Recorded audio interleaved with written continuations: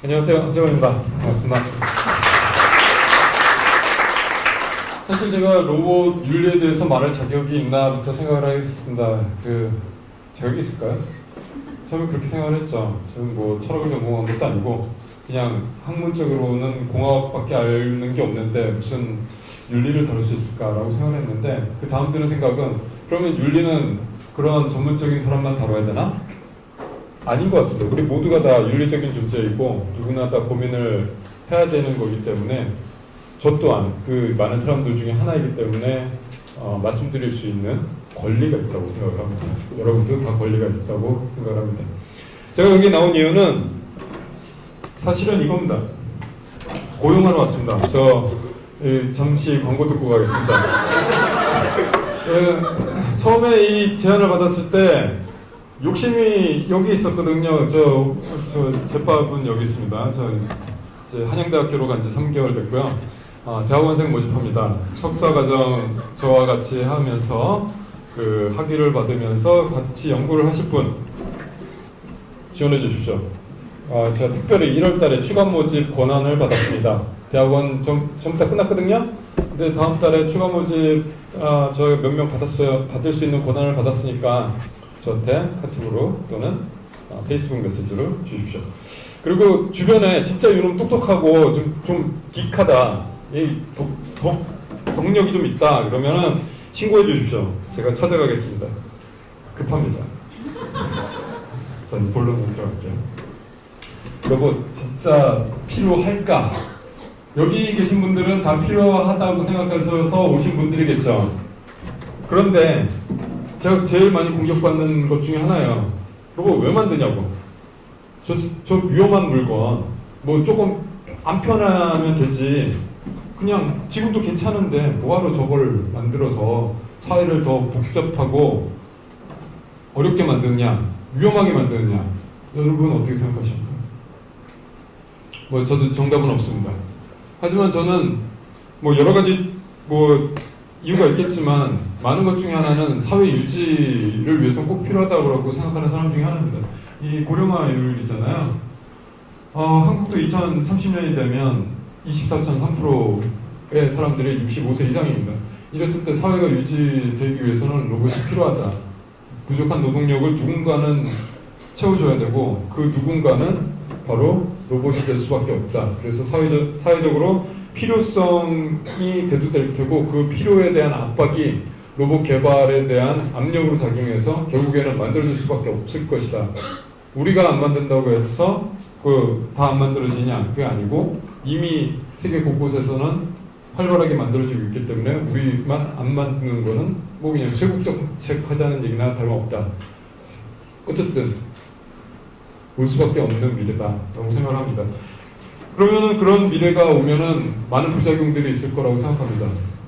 아까도 말씀 들으셨겠지만 고용에 대한 문제, 그리고 기술의 발달함에 인해서 나타나는 노동 환경의 변화, 노동 환경의 변화에서 따라오는 직업의 변화, 그리고 그 직업의 변화가 갖고 올 우리 삶의 변화, 이런 것들을 하나하나 숙제 풀어가듯이 풀어나가야 되는 의무를 갖고 있는 세대라고 생각을 합니다.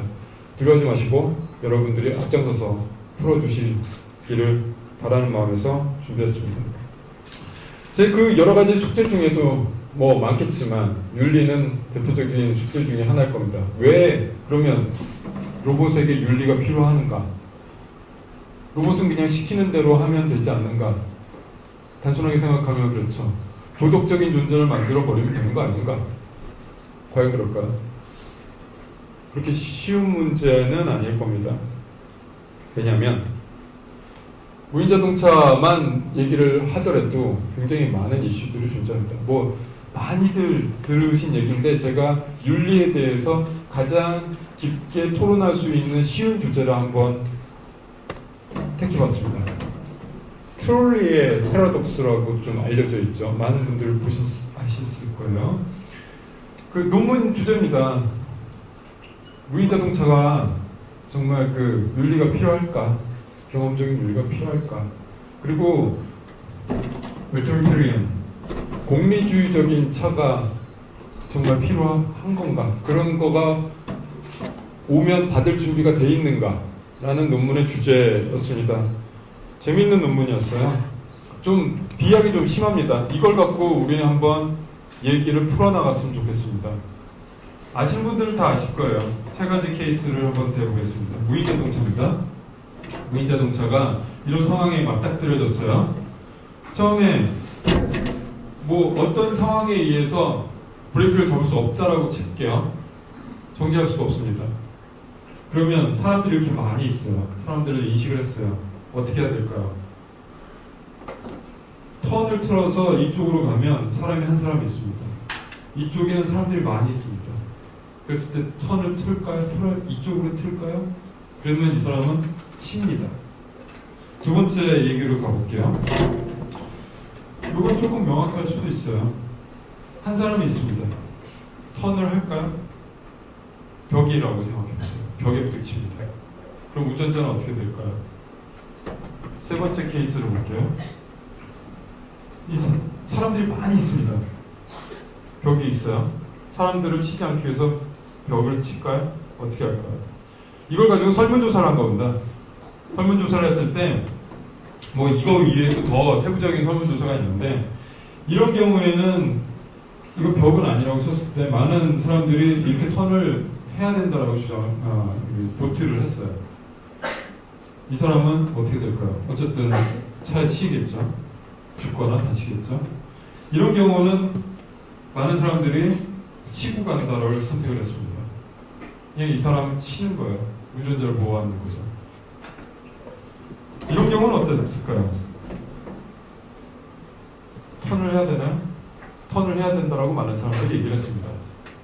그러면 운전자는 아마 많이 다치거나 혹은 죽을 수도 있죠. 이게 만약 다리라고 해보면 다리 밑으로 떨어질 테니까. 자, 사람들의 생각은 그렇습니다. 뭐 이렇게 뭐 많은 사람들이 그런 선택을 했다라는 겁니다. 뭐 그렇게 해야 된다가 아니라. 그러면 이 차를 구매하시는 입장이 되보십시오. 이런 상황에 처해졌을 때 차는 나를 죽입니다. 차를 사시겠습니까? 안 사요? 어떻게 하시겠습니까? 그게 트롤의 패러독스인데 그냥 문제만 던지는 겁니다. 어떻게 할 건가? 우리가 사회적인 합의는 어떻게 나올 것인가? 저는 이 문제 자체가 별로 안 좋아요. 이 문제 자체를 풀어나는 방법이 이것만 있느냐, 더 많은 방법이 더 있을 것이다 라고 생각하는 문제를 듣자마자 그랬는데 이제 바운더리 컨디션을 다 제거하고 요 경우만 생각을 해보면 의견이 막 나누기 시작하는 거죠. 그래서 이걸 가지고 얘기를 풀어나가 볼까 합니다. 그러면 사람들이 이렇게 보트를 했잖아요. 투표를 했는데 그 사상적인 기반은 어디다가 두고 체크를 했을까? 라고 했을 때 그 아까 말했던 공리주의적인 기반이 굉장히 많습니다. 이게 정의냐 아니냐를 따지는 거는 글쎄요. 의미가 있을지는 잘 모르겠습니다. 하지만 많은 사람들이 도덕적으로 생각하는 기본 판단 중에 하나는 공리주의가 맞습니다. 공공의 이익을 최우선으로 하고 판단을 한다.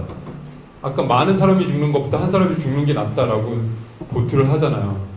근데 그게 과연 옳은 결정인가? 그게 과연 정의인가? 라고 물어보면 또 생각할 건 많습니다. 공리주의가 얼뜻 들으면 합리적인 것 같고 선한 것 같지만 전체주의를 낳았던 배경입니다. 히틀러를 만들었던 배경 중에 하나고요.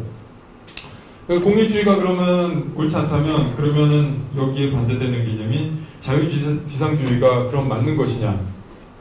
공리가 아니라 개개인은 모두 다 소중하다. 개개인의 자유를 극대화시키는 방향으로 가야 된다의 기본 철학이 바탕인 자유지상주의를 바탕으로 이 문제를 해결해야 될 것이냐? 해답 안 나올 겁니다. 개개인에 대한 이익과 행복은 다들 상충하니까요. 그러면 도덕적인 판단의 기준은 어디다 둬야 될 거냐? 그래서 도덕형이상학이라는 그 분야를 주목하게 될 수밖에 없는데요. 중요한 것은 동기다.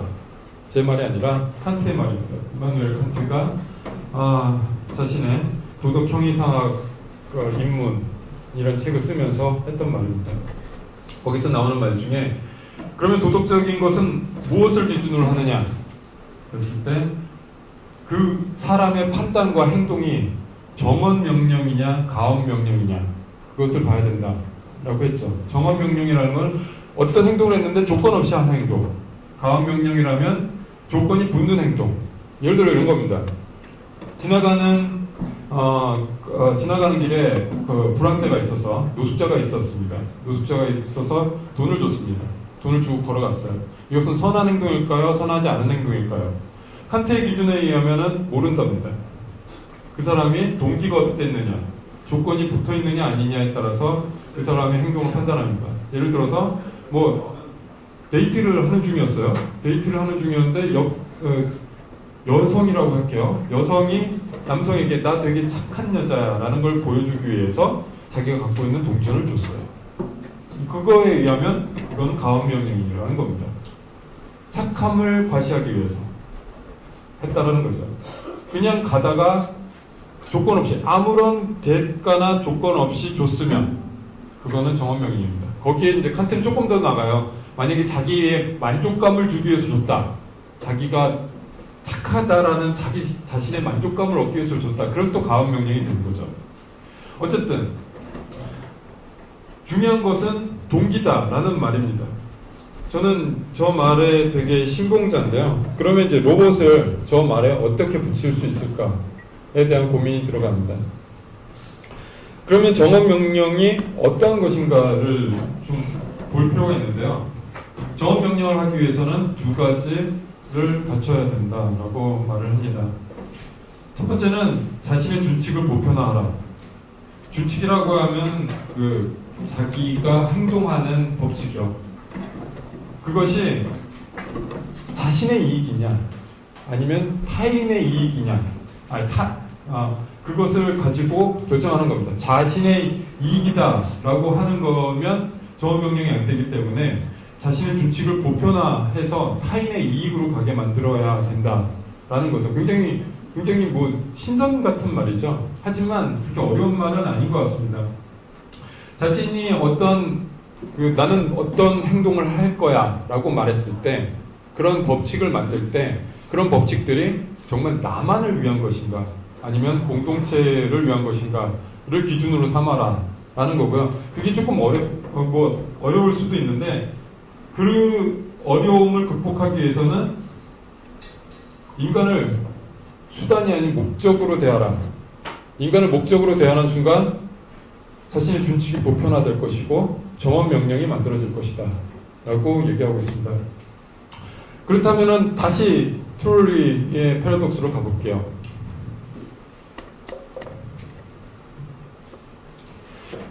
자, 인간을 목적으로 대하고 있습니다. 저는 인간은 그 자체로도 고귀하고 소중한 존재입니다. 운전자도 소중하고 지나가는 행인도 소중하고 단 한 사람도 소중합니다. 목적입니다. 어떤 선택을 해야 될까요? 어떤 선택도 할 수 없습니다. 이런 상황에서 로봇은 어떤 판단을 해야 될까요? 어떤 판단을 할 수 있도록 우리가 로봇을 개발해 나가야 될까요? 물론 칸트의 말이 진리고 답은 아닙니다. 하지만 제가 갖고 있는 신념인 인간은 수단이 아닌 목적이다라는 신념을 지키려면 저는 이 문제에 대한 답을 할 수가 없습니다. 여러분들은 어떤 답을 찾으시겠습니까? 우리 민족이 갖고 있는 특이한 철학이죠. 홍익인간. 환웅은 홍익인간을 실천하기 위해 곡식, 생명, 질병, 형벌, 선악 등 인간사회의 온갖 일을 주관하였다. 이게 이제 삼국유사에 나와 있는 얘기고요. 다시 말해서 홍익인간은 어떤 형이상학적인 얘기가 아니라 경제와 사회, 복지와 정의 등 인간이 사회적이고 현실적인 삶의 끊임없는 개선과 향상을 지향하는 사회적이고 실천적인 개념이다 라고 해석이 붙어 있습니다. 두산백과에. 즉 홍익인간을 실천하기 위해서 우리 선조들은 이미 각 분야에 실제로 우리가 해야 되는 이런 삶들에 대해서 정의하고 그것에 대해서 행동 규칙들을 만들어 나갔다라는 겁니다. 로봇도 마찬가지일 겁니다. 로봇이 세상을 이롭게 하기 위해서는 각각의 개개인의 케이스 바이 케이스에 대한 다양한 논제와 그리고 해결 방법들이 던져져야 된다고 생각을 합니다. 단지 착한 로봇을 만든다. 이것은 도덕적으로 옳게 만든다라고 하는 것은 아무런 의미가 없습니다. 어떤 케이스에 어떠한 방법으로 그 문제를 풀어나갈 것이냐, 그 문제를 풀어나가는 것에 철학적인 기반은 어디에 두고 있느냐, 이런 것들이 갖추어져야 로봇이 우리와 함께 살아갈 수 있는 그런 도구가 될 것이라고 믿습니다. 오늘 토론 주제에 이것을 가지고 많은 토론이 이루어졌으면 좋겠습니다. 감사합니다.